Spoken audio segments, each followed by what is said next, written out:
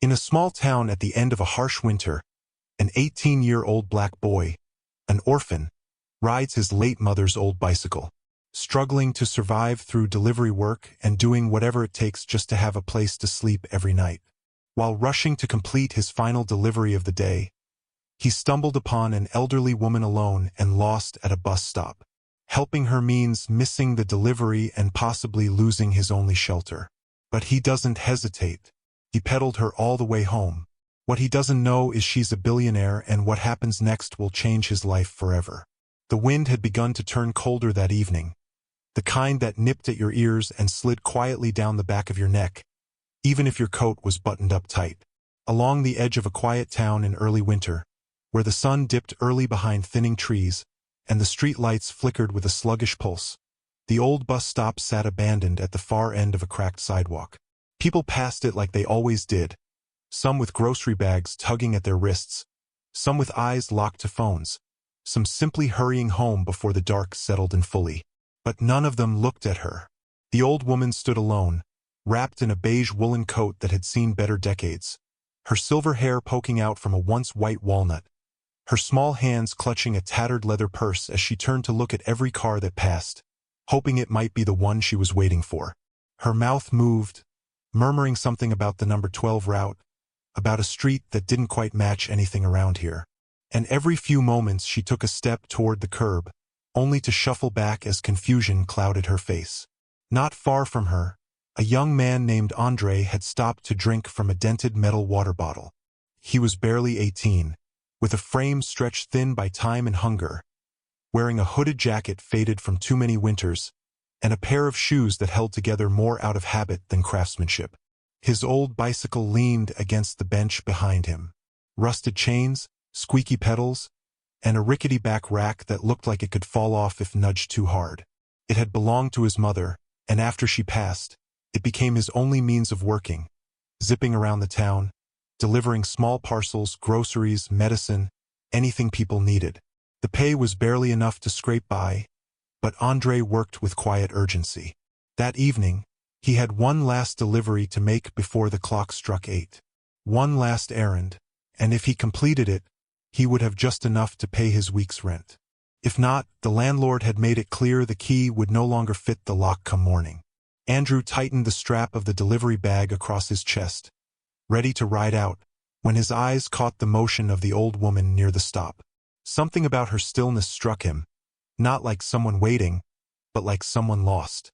She turned again, looked around, then looked at her own feet, as if even they had become unfamiliar.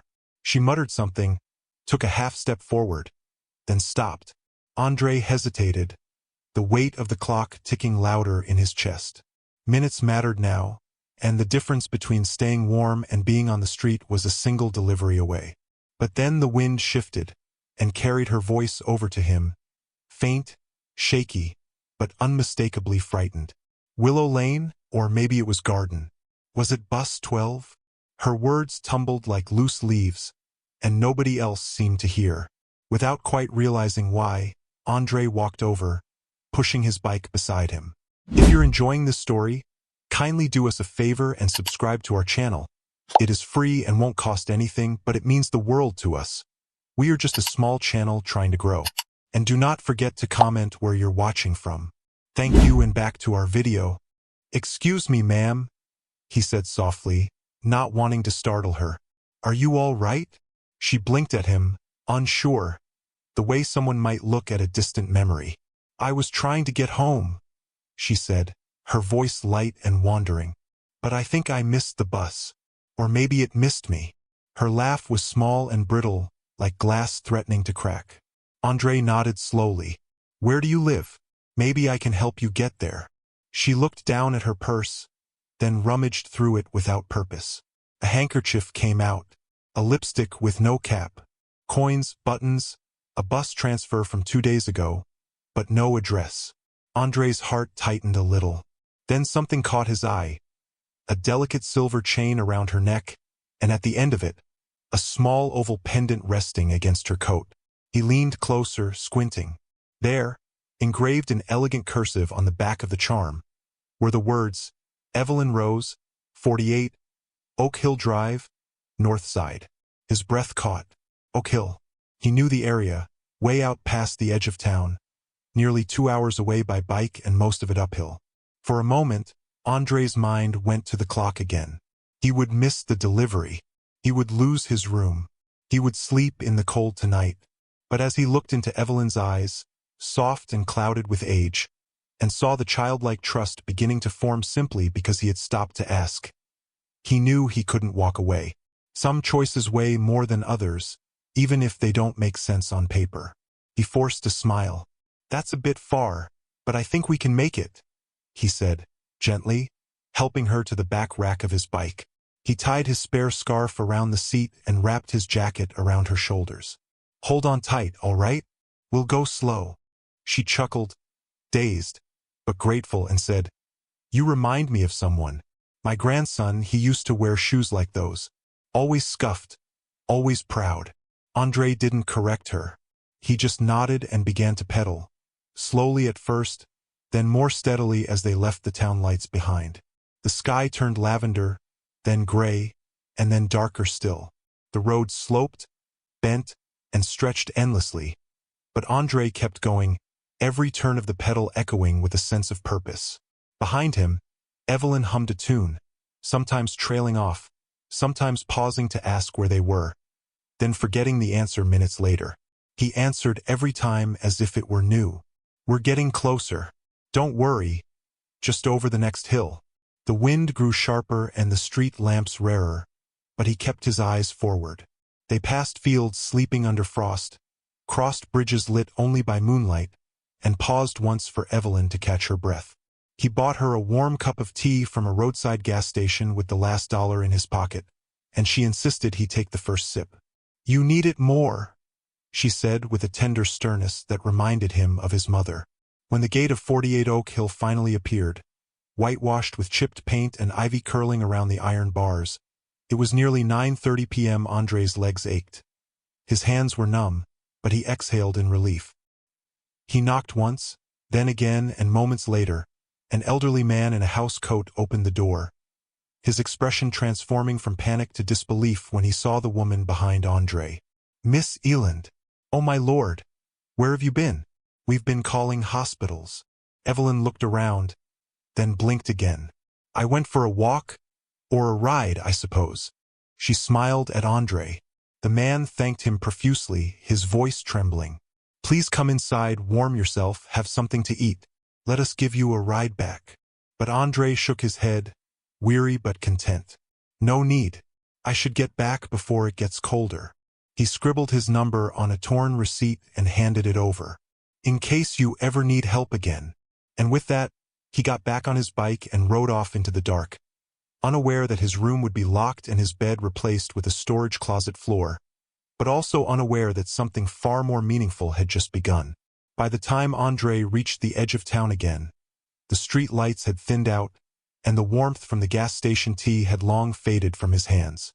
His knuckles were stiff, and every bump in the road rattled up through the handlebars and into his bones, but he didn't complain. The ride back was quieter, lonelier somehow, without the gentle voice behind him, or the small familiar weight of someone trusting him to keep pedaling.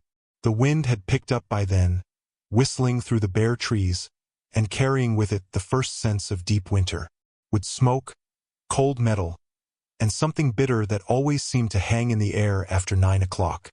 Andre coasted the last block to his boarding house, a narrow two-story with peeling paint and a porch light that never worked. He parked his bike quietly, climbed the steps, and reached into his pocket for the key, only to find an empty space. At first, he thought he'd simply reached into the wrong one. But after checking every corner, every pocket, every seam in his jacket and jeans, it became painfully clear. The key was gone. He knocked gently on the door, hoping the landlord might still be awake, but no lights came on. He knocked again, then louder. Nothing. When he tried the doorknob, it didn't budge. Then, as if to confirm the inevitable, he glanced down and saw the small bundle of his belongings. His spare shirt, a towel, a cracked phone charger, stuffed into a plastic grocery bag and left beside the door like yesterday's mail. There was a note taped to the door. 3 words written in thick black marker. Past due. Locks changed. His breath caught in his throat. He stood there for a long minute, bike at his side, unsure whether to curse or cry. He did neither. Instead, Andre turned back toward the center of town. His legs ached from the ride to Oak Hill and back, but he didn't let them rest. He pedaled slowly, knowing there was nowhere left to go, but needing to move anyway, because the cold was setting into his chest now, and stillness would only make it worse. It was nearly midnight when he passed the back alley of Johnson's Market, a small corner store, where he sometimes helped restock shelves in exchange for day-old bread and a few dollars here and there. The owner, Mr. Johnson, was kind in the way older men often were to kids they saw struggle without asking for help. Gruff but never cruel. Andre parked his bike behind the dumpster, knocked once on the side door, and waited. A light flickered on inside. A few seconds later, the door creaked open, and there stood Mr. Johnson, wearing a heavy robe and holding a steaming mug of something strong. He took one look at Andre, shivering and hollow-eyed, and sighed through his nose. Didn't make rent, huh? Andre shook his head. Mr. Johnson looked up at the sky like he was waiting for some higher authority to intervene, then stepped aside. Well, the storeroom's dry and there's a cot in the corner. Don't touch the wine crates and don't freeze to death on me. Andre nodded, murmured, "Thank you," and stepped inside. The storeroom smelled of cardboard and citrus, and the only heat came from an old radiator that groaned like it had a grudge. Andre didn't mind. He pulled the cot's blanket around his shoulders and let himself collapse onto the thin mattress, limbs heavy, chest sore, but heart strangely quiet. For the first time in weeks, he wasn't afraid to close his eyes. If you're enjoying this story, kindly do us a favor and subscribe to our channel. It is free and won't cost anything, but it means the world to us.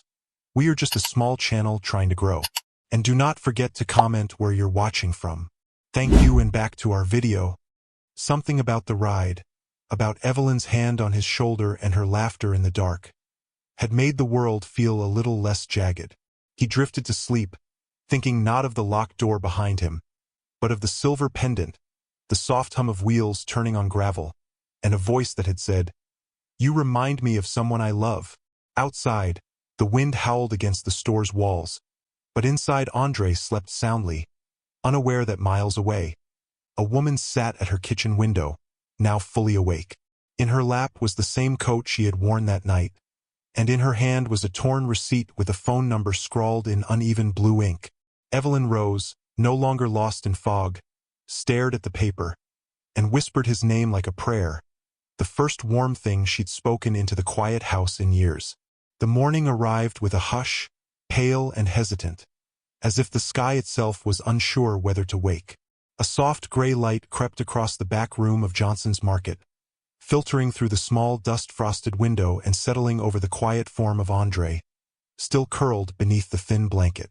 The cold clung to the walls, slipped through the cracks in the old frame, and wrapped itself around his bones. But he didn't stir. Not yet. His body ached in the particular way that follows a long night on a hard cot, but deeper still was the heaviness that lived in his chest, the kind that came not from physical strain, but from too many days balancing survival on a threadbare wire. When he did finally rise, it was without complaint. He folded the blanket with care, tucked it against the wall, and moved quietly toward the front of the store, the rubber soles of his shoes silent on the linoleum floor. Mr. Johnson was already there as always, opening up with the stoic routine of a man who had long ago learned that consistency was its own kind of faith. He grunted when he saw Andre, then pushed a banana and a half-warmed cup of coffee toward him. No words, just quiet acknowledgement, the kind that meant more than conversation. Andre took the banana with a quiet thanks, peeled it slowly, and stood by the window, watching as the town exhaled into motion. Steam rose from the hoods of parked cars. Children shuffled along sidewalks, clutching their backpacks.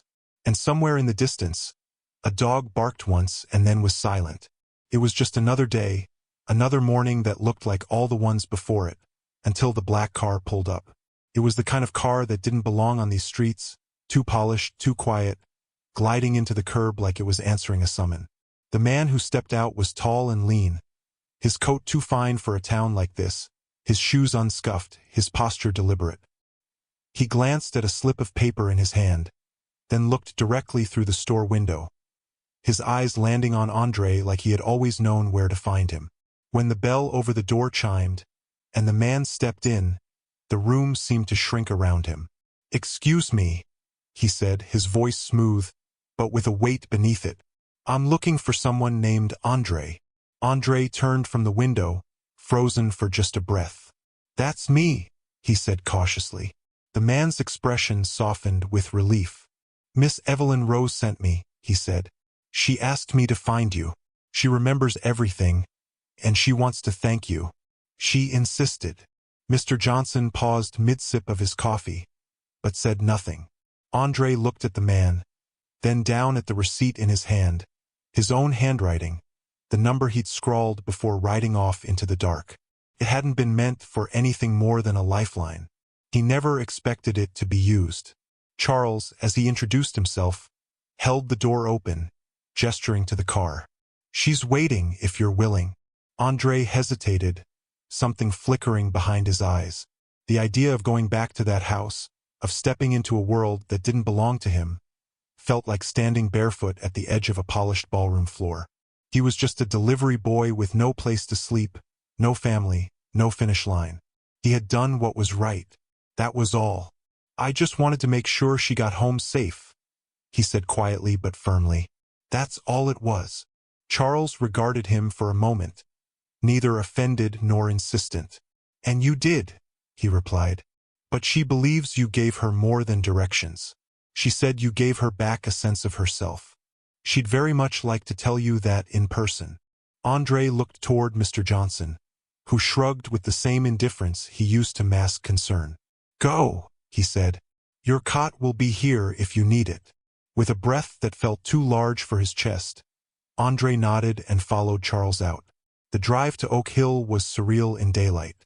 The trees that had loomed like shadows the night before now stood tall and still, sentinels of some secret forest path. The turns felt shorter, the hills less steep, but Andre still remembered every one of them, each stone and slope etched into the memory of his legs. When they reached the grand white house, it no longer looked like a monument, but a memory, familiar, softened by the hour. Charles led him through the side entrance into a room filled with sun and old books and quiet warmth.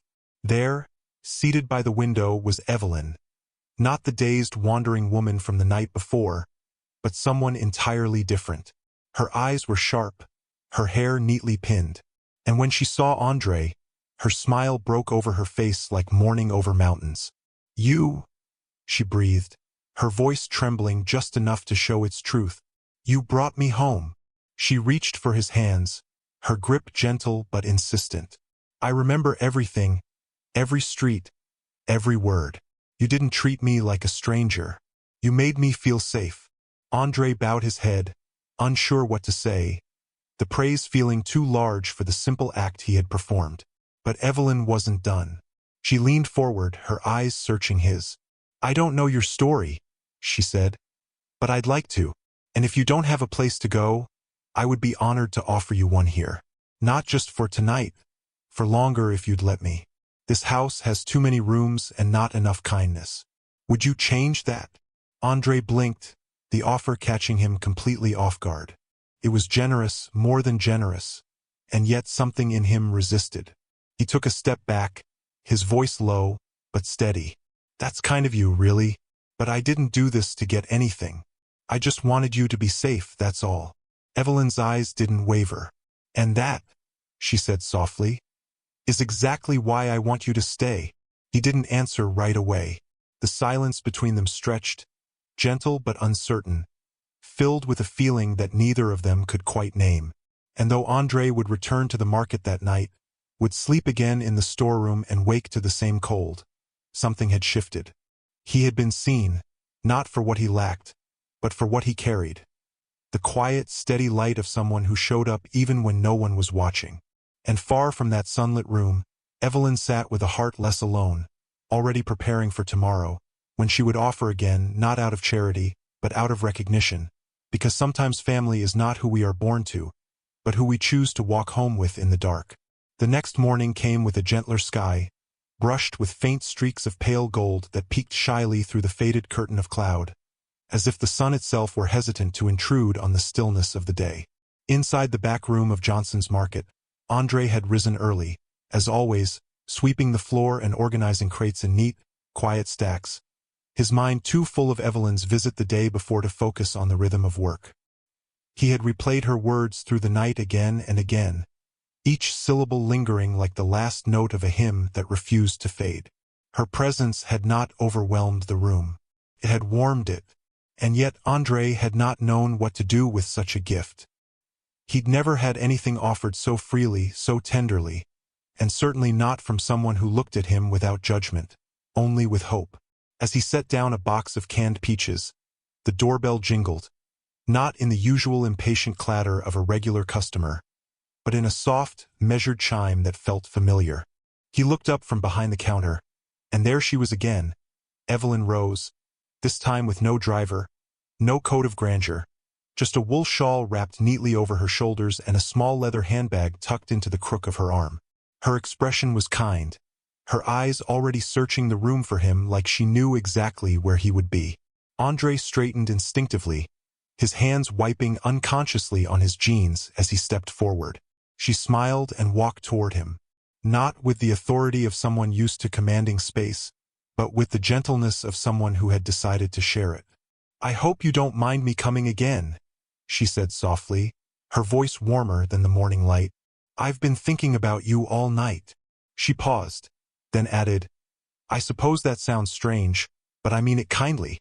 Andre nodded, not trusting his voice just yet. She looked around the store, then leaned a little closer, as though what she was about to say belonged only to the air between them. "I've lived in that big house for a very long time," she began, "and it has never felt so quiet as it did this morning. Not even after my husband passed. Not even after my grandson." She trailed off, then drew a breath. "You remind me of him, his kindness, his eyes, the way he always listened more than he spoke. And when you helped me that night without asking, without expecting, something in me woke up. Something that had been sleeping for years." Andre looked down, the tips of his fingers curling slightly against the edge of the counter. Evelyn reached into her bag and pulled out a folded piece of paper, handwritten, slightly trembling lines of ink on thick stationery. "This is not a contract," she said. "It's not a deal or an arrangement. It's simply an invitation.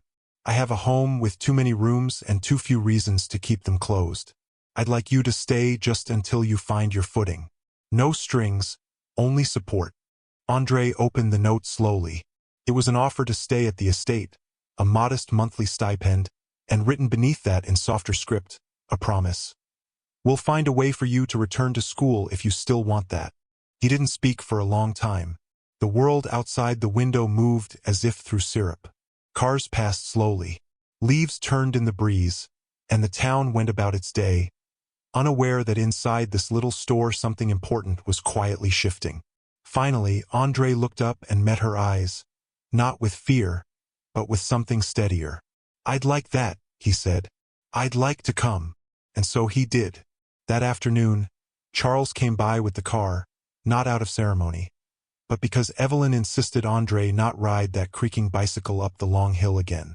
He packed his few belongings in a backpack, said goodbye to Mr. Johnson, who only nodded and handed him a paper bag of sandwiches and a muttered, "About time," and then climbed into the back seat of a vehicle that smelled faintly of pine and possibility.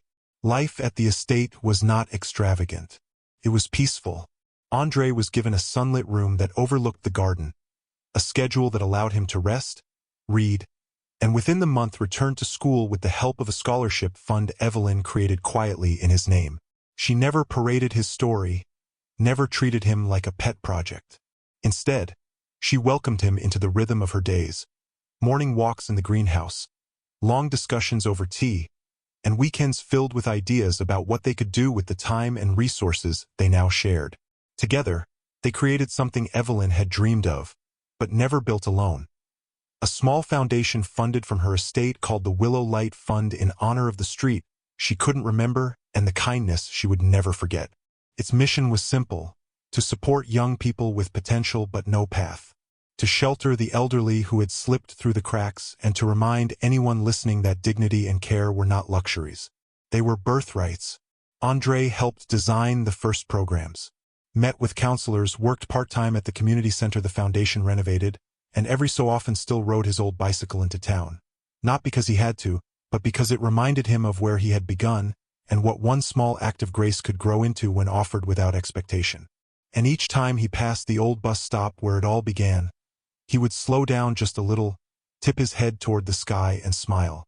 Because sometimes you don't find home, it finds you.